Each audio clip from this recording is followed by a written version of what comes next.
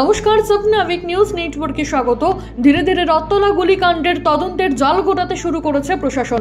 এই মুহূর্তে যে খবর মিলছে, বেলঘরিয়া রত্তলায় শুট আউটের ঘটনায় জড়িত উত্তম রাম নামে এক দুষ্কৃতীকে মধ্যপ্রদেশ থেকে গ্রেপ্তার করল বেলঘরিয়া থানার পুলিশ।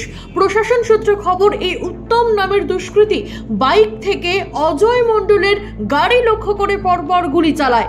অভিযান চালিয়ে অবশেষে মধ্যপ্রদেশ থেকে তাকে গ্রেপ্তার করতে সক্ষম হয় বেলঘরিয়া থানার পুলিশ। বেলঘরিয়া রত্তলা শুট আউটের ঘটনায় জড়িত উত্তম রাম মুর্শিদাবাদের বাসিন্দা বলে জানা যাচ্ছে।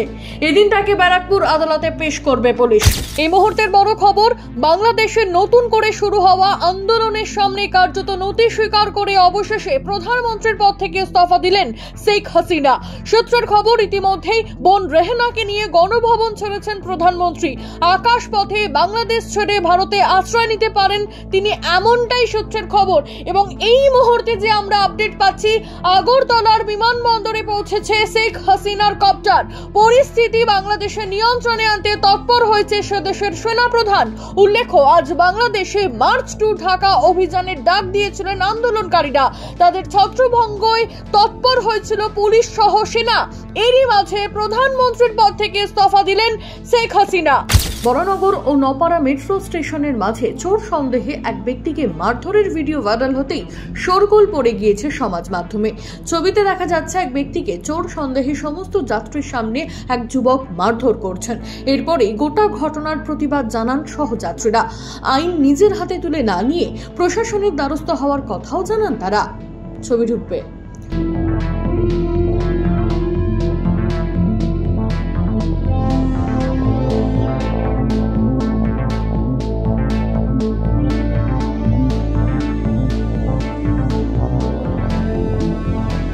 প্রসূতি মৃত্যুকে কেন্দ্র করে ধুন্ধুমার, চিকিৎসার গাফিলতির জেরেই মৃত্যু। এই অভিযোগ তুলে বনগাঁ থানার সামনে ক্ষোভে ফেটে পড়লেন মৃতার পরিবার। সূত্রের খবর, 1.5 বছর আগে কৃষ্ণনগরের বাসিন্দা সুরজ সরকারের সাথে বিয়ে হয় জয়পুর ফুলতলা কলোনি দাসপাড়ার মেয়ে পায়েল দাসের।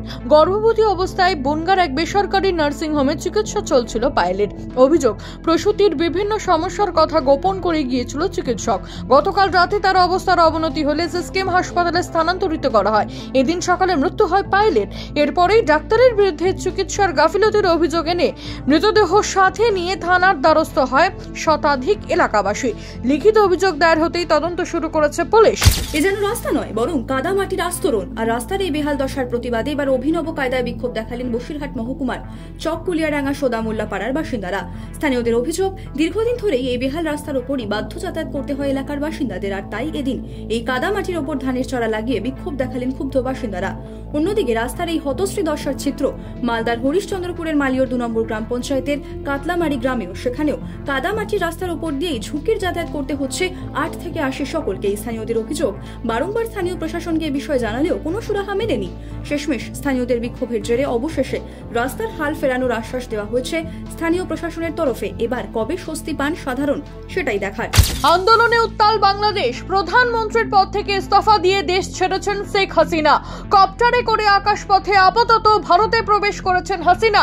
উত্তপ্ত এই পরিস্থিতির মধ্যে হাই অ্যালার্ট জারি করা হলো ভারত বাংলাদেশের সমস্ত বর্ডারের পাশাপাশি পেট্রাপোল সীমান্তেও।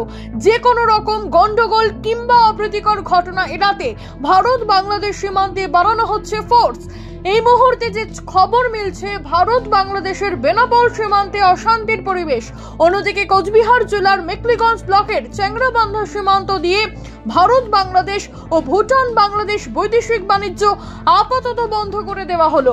এ রাজ্যে যখন বিদ্যুতের বিলে ক্রমাগত মূল্য বৃদ্ধির জেরে সাধারণ মানুষের নাবিশ্বাস ওঠার জোগাড়, তখন পশ্চিমবঙ্গের বিদ্যুৎ বিপণন সংস্থার অন্যতম মালিক শিল্পপতি হর্ষ গোয়েঙ্কার তামিলনাড়ুর কুন্নুরে সবুজ পাহাড়ের কোলে নিরালায় অবসর যাপনের জন্য গড়ে ওঠা বাড়িতে হানা দিল 2টি চিতাবাঘ। এক্স হ্যান্ডেলে হর্ষ গোয়েঙ্কার পোস্ট করা ভিডিওতে দেখা যাচ্ছে বাগান বাড়িটির উঠোনে হেঁটে বেড়াচ্ছেন 2 অতিথি। একটি সাধারণ চিতা, অন্যটি কালো চিতা। পাহাড়ি এলাকায় মূলত ব্ল্যাক প্যান্থার নামে পরিচিত।